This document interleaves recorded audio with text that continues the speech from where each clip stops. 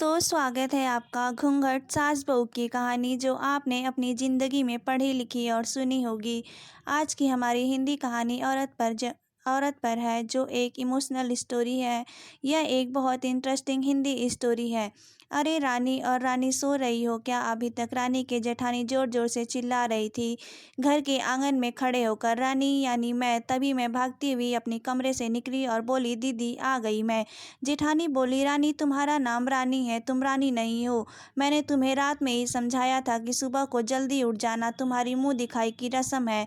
मैंने बोला कि दीदी रात को नींद नहीं आई, जगह नहीं है और मन में थोड़ा सा डर था कि सुबह आंख नहीं खुली तो। रजनी दीदी हंसती हुई बोली, रानी मेरी प्यारी देवरानी जल्दी से घूंघट कर लो, अगर माँ जी आ गई तो हंगामा हो जाएगा। मैंने घूंघट किया ही था तभी माँ जी वहाँ आ गई और कड़कड़ाती आवाज़ में बोली, चलो अब क्या यहीं गपशप मारती रहोगी तुम दोनों? हमने चलना शुरू ही किया था तभी माँ जी ने रजनी दीदी के कंधों पर हाथ रखा और बोली, पता है ना कहाँ से जाना है और कैसे जाना है? माँ जी ने बोला कि जब भी कोई बड़ा तुम्हारे सामने खड़ा हो तो हमेशा घूंघट में रहना और कम से कम अपने बड़ों के सामने आना और बिना घूंघट के तो कभी नहीं। रजनी दीदी बोली कि यही नहीं, बस अपना सिर हिलाकर हाँ बोल दिया। मैंने भी बस अपना सर में हाँ मिलाया।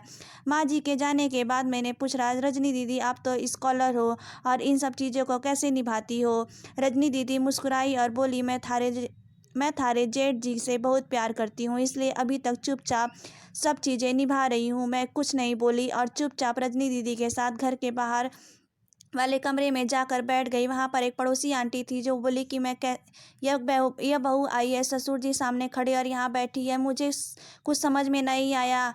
मतलब रजनी दीदी बोली कि आंटी जी अभी नई बहू है, यहाँ के रीति रिवाज सीखने में थोड़ा समय लगेगा। रजनी दीदी मुझे वहाँ से उठाकर मेरे कमरे में छोड़गी।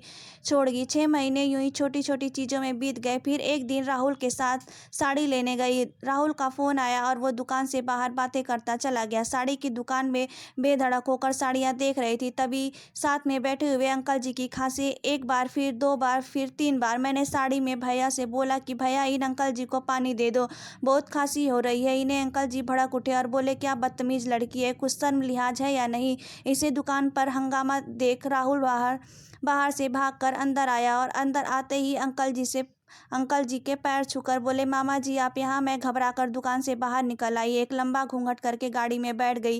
राहुल बाहर आया और गाड़ी में बैठकर गाड़ी बहुत तेज चलाने लगा। मैंने धीमी आवाज़ में बोला, गाड़ी बहुत तेज चला रहे हो, कहीं एक्सीडेंट ना हो जाए। हम घर पहुँचे ही थे तभी माँ जी ने ज़ोर ज़ोर से चिल्लाते हुए बाहर आई, ये रानी साहिबा खानदान की इज्जत मिट्टी में मिलाकर। तभी रजनी दीदी आई और बोली, माँ जी मेरे शादी को 6 साल हो गए, मैं अभी तक मामा जी को नहीं जानती। ये कैसे जाने की? माँ जी जोर से चिल्लाई, कैसे छप्पड़ चपड़ जवान चला रही है इस रजनी की? कभी राहुल सबकी बात काटते हुए बोले कि माँ ये दोनों सही बोल रहे हैं, अगर ये हमेशा घूंघट में रहेगी तो मामा जी को कैसे पहचानेगी? और माँ आज मामा जी के फ़ोन पर तुमने पूरे घर की शांति को भंग कर दिया। यही वो समाज है जिसमें सीता मैया भी उंगली उठाई गई थी। पिताजी और जेठ जी ने अपना पक्ष राहुल के साथ ही रखा। माँ जी थोड़ी देर सोचने के बाद वापस रजनी दीदी और मेरे पास आई और बोली, तुम दोनों अपनी मर्यादा पता है, मुझे उम्मीद है कि तुम कभी मेरा सिर शर्म से नहीं झुकने दोगी। एक ही परिवार के सदस्य हमेशा साथ रहना, अच्छा वक्त हो या बुरा वक्त, हर सदस्य को अपनी मर्यादा पता है। माँ जी